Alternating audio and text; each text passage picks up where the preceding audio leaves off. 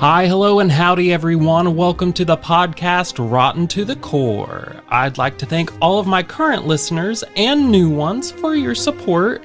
I am over the moon that other people share the same sense of empathy that I do, as well as a thirst for the whole truth of our past. Good and bad, we get into it all here to hopefully better ourselves by learning from the mistakes of others. I'm your host, Josh Waters, and today's story will sort of fall in line with our previous one, the history of witch hunting and its origins from Rome. The main man under fire today is a disgraced pope whose actions are responsible for around 600,000 to 9 million deaths over the course of 250 years, all for the crime of witchcraft. I thought the 20 murdered in Salem was a lot, but this absolutely blew my mind. Now, it takes a lot out of me whenever I learn about this type of darkness. I try not to, but I really can't help but imagine how all of these people's fears and pain affected them in their final days. I mean, these were mostly very uneducated people in poverty. They knew they didn't sell their soul to any devil, but were still being punished for it. Imagine the hell that it would be to know that you're gonna be hung, or worse, burned alive, but completely helpless to stop it. Now, multiply that by up to 9 million times, and that's the amount of darkness that was released. All those lives ruined and taken. Not just those murdered, but their families as well. It's been my experience that the fear of mankind in the name of God is far more deadly and dangerous. Now, let's all take our seats because this history class is in session. This is the life and atrocities of Pope Innocence VIII. Yes, that was his real name that he went by. He was the not-so-innocent pontiff who died a pile of flesh and bones, and quite possibly hydrated by the blood of truly innocent young boys. Before we get too far into this story, I'd like to start with a Bible verse I found that might help us to wrap our minds around how he could have possibly justified these actions. From Exodus 22, verse 18, "Thou shalt not suffer a witch to live." And this was all he really needed. He believed he was the hand of God on this earth. Real quick, have you ever noticed how many leaders throughout history believe they are chosen by God? I mean, the ego. In his eyes, he was practically sealing his spot in heaven by condemning these people. Whether or not he truly believed in witches is still up to debate. It was a great tool of propaganda for asserting the need for the protection of the Vatican against Satan and his evil forces. Or did he truly believe that he was ridding the world of soulless evil beings? I like to believe the latter. I also tend to look on the brighter side of things. Some may call this toxic positivity, but hey, it gets me through every day. Mostly. Born on an unknown date sometime in 1432 in Genoa, Italy, and given the name Giovanni Battista Cibo. He was the son of Arano Cibo and his wife Teodorina de' Mari of old Genoese family. His father was a viceroy of Naples and then a senator in Rome under Pope Calixtus III. A viceroy is just a ruler exercising authority in a colony on behalf of a sovereign. As a result of his father's power and position, Giovanni would spend a great deal of his youth at the Neapolitan court. Judging from how he was as a leader later in his life, I'm guessing the court was just chock full of rotten men. In his first position in the church, Giovanni was appointed as a canon in the Cathedral of Quapo in Rome, basically like an assistant manager. They have no title, no real power or ability to vote. He did resign in 1458 after the death of King Alfonso, and due to several disputes with the Archbishop of Genoa, causing the future pontiff to travel to Padua and Rome to continue with his education. During this time, the church wasn't the only thing Giovanni was interested in. He did end up fathering at least 2 known children, a son, Francesco Cibo, when he was 18, and a daughter, Teodorina Cibo, when he was 23. Now, these were illegitimate children born out of wedlock, which meant that they had no rights to the family inheritance. His son was later naturalized by his father into becoming his legitimate heir. Francesco was infamous for his gambling addiction and wanton spending of the papal treasury for various pleasures and scandals. He is otherwise noteworthy for his political marriage to Maddalena de' Medici, and their offspring form a pretty popular lineage that persists in the nobility of Europe to this day. I couldn't find much about the daughter's life, though. She was married off and had 3 children. Nepotism was alive and well for the advancement of his children, though. Now, I scoured the internet, but I could not find any more about his early life before he became pope. I'm just going to surmise that he just continued his works within the church to further fatten his title and his fortune. So we will fast forward a bit to the year 1484, when Pope Sixtus IV died, leaving the papacy open for his successor. Gangs reportedly rioted in the streets as factions within the conclave started to scheme behind the scenes. The election had heavy political motivations. Promises of pardons and benefits were said to influence votes. What a strange thing to even fathom. Now, benefices are a permanent church appointment, typically that of a rector or vicar, for which property and income are provided in respect of pastoral duties. It's a real you scratch my back, I'll scratch yours situation, but with a lot more corruption. It is claimed that Cardinal della Rovere met secretly with Cardinal Marco Barbo to secure him more votes to become pope if he was promised a residence, though Barbo refused to hear it. Well, you never know when the smoke will blow your way. And on the 29th of August, 1484, Giovanni Cibo rose as Pope Innocent VIII on the papal throne as the 213th man to hold the position. It wouldn't take very long for the new pope to make his first mistake, and he called for a crusade of the Turks, which ultimately ended in failure. He also showed the world how he would treat his enemies, and during a conflict with King Ferdinand of Naples, he excommunicated him and invited King Charles VIII of France to claim the kingdom. Now, I did not realize by far just how much power the Pope's throne carried. In this, I'm just going to call it what it is, measuring contest of power, it ended up backfiring and would push Italy into anarchy for several decades, long after the death of the innocent Pope VIII. He also supported the ruler of the Ottoman Empire.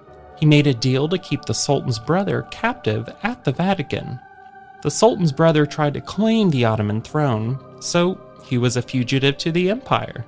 Innocent would continually threaten to release the Sultan's brother, if not for a very handsome fee. The Pope's politics were also not like among Italy's states. In addition to the war with Naples, the Pope launched several campaigns that would quickly drain the treasury.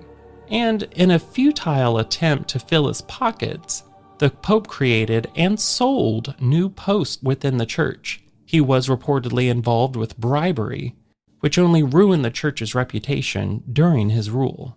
And we all know, reputation is everything. Well, when you're a man in power and failing miserably, what's the best way to avoid speculation on your incompetence? Blame others and the devil. Good job, good job. That's what they always do. It wasn't me, it was them. Oh, and the devil. And we are in medieval times here, so bring on the witch hunts. On December the 5th, 1484, Pope Innocent VIII issued a papal bull to persecute those suspected of practicing witchcraft. this bull was heavily abused and used for political gain. No way. The bull was written in response to the request of Dominican Heinrich Kramer for explicit authority to prosecute witchcraft in Germany, after he was refused assistance by the local religious authorities, who disputed his authority. And a papal bull is a commandment issued by a pope, not a literal bull. Although I was honestly picturing the big smoke bull from James and the Giant Peach in my mind, which would be just as scary. Now, the decree explicitly declares that Heinrich Kramer and Jacob Springer have papal authority to lead procedures against suspected witches and other heretics in Germany and the surrounding areas. The bull also granted them immunity from being molested or hindered in any manner whatsoever during their workings, so they could use whatever methods they wished and would receive no punishment for doing them. I wanted to include just a little bit of the bull so you can get an idea of the kind of fear that they were spreading. It has recently come to our ears, not without great pain to us, that in some parts of Upper Germany, many persons of both sexes, heedless of their own salvation and forsaking the Catholic faith, give themselves over to devils, male and female, and by their incantations, charms, and conjurings, and by other abominable superstitions and offenses, crimes and misdeeds, ruin and cause to perish the offspring of women, the foal of animal, the products of the earth, the grapes of vines, and the fruit of trees, as well as men, women, cattle, and flock, and herds, and animals of every kind, vineyards also and orchards, meadows, pastures, harvest grains, and other fruits of the earth. Seems like a pretty wide range of issues that all could be blamed on witches. Did your wife have a miscarriage? Witches. Are your crops not growing? Witches. Did your goat get killed by wolves? Witches. We know now that things like this can happen, and we can find out the reasoning. But imagine again, you've never been educated. You cannot read. And all you know is to listen to what you're told. It would be absolutely terrifying to be told, oh yeah, witches are definitely real, the devil is real and everywhere, and they all want to ruin your lives. The fear in these people was extremely real. Just a few years after Not So Innocent issued his papal bull, a new book was made largely due to it. The Malleus Maleficarum, or the Witch Hammer. First published in 1486, it is one of the most notorious books ever written. It has served as a guidebook for inquisitors during the Inquisition and was designed to aid them in the identification, prosecution, and dispatching of witches. It has set forth as well many of the modern misconceptions and fears concerning witches and the influence of witchcraft. The questions, definitions, and accusations it outline regarding witches, and which have been reinforced by its use during the Inquisition, came to be widely regarded as irrefutable truth. In the whole of the literature pertaining to witchcraft, it is probably the most prominent and important work, crystallizing into a fiercely stringent code previous folklore about black magic and church dogma on hearsay. The date of the first edition was around 1486, and the book is still in print today. The influence of the Malleus Maleficarum was widespread outside of the Catholic Church as well. The Protestant clergy, who otherwise strongly opposed the Inquisition, accepted the Malleus as their authority and code against witches. The University of Sydney has copies of 3 early editions of the book, including the 7th Cologne edition of 1520. As we know, no real witches or devils were discovered or tried. They were all innocent people being murdered for greed, pride, or nothing. Often the very accusation was enough to see one branded a witch, tried, and burned alive at the stake. Estimates of the death toll over a 250-year period range from 600,000 to as high as 9 million, all made partially possible by our Pope. Well, luckily for everyone, Pope Innocent VIII only led for 8 years. He ended up suffering from a stroke in 1492, which left him in a coma and, I quote, a pile of flesh and bones. In a last-ditch effort to save him, his doctors decided to conduct the first recorded blood transfusion in history, giving his patient little boy's blood to sip on. Unfortunately for the Pope, just because he received the first known blood transfusion does not mean he received the first successful one. It is recorded that the children whose lifeblood he consumed died shortly after. The story of his blood drinking is still disputed with historians. Anything I found on a Catholic-funded site said it was false, but mostly everywhere else said it was true. I will leave that up to you to debate. The man behind the oral blood transfusion suggestion seems to have been his Jewish physician, a guy named Giacomo di San Geneso. He previously cured Innocent of bouts of fever, and in his recounting of the events around Innocent's blood consumption, the association of a Jewish physician with draining blood from Christians suggests that this entire procedure might have been an anti-Semitic propaganda, suggesting that Jews sacrificed Christian babies for evil rites, blah blah blah blah. So charging Innocent's Jewish physician with the kind of bloodlust could have been used for propaganda.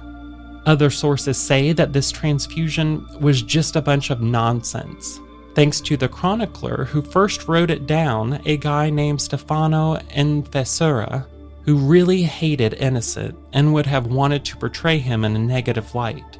He really was not a big fan of the papacy in general.